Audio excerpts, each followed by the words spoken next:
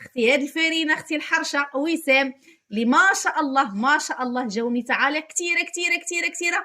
اختي منين خديتيها اختي بشحال الثمن واش زوينه واش كتحضري بها المسمن الخبز الحباب كندير بها اختي الخبز كنعجن بها بوحديتها تقدري تخلطيها غير مع جبانيه ديال الدقيق الكامل يعني الدقيق اللي بالنخاله ديري بها المسمن بوحديتها الفرينه حرشه غزاله كتهنيك اختي من الفينو كتهنيك اختي من الفورس. ومازال غادي نزيد نعطيك المعلومات على هاد الخنجه ديري اختي حركه اكسبرو اللي جامون ديما من الصفحه باش يوصلك الجديد.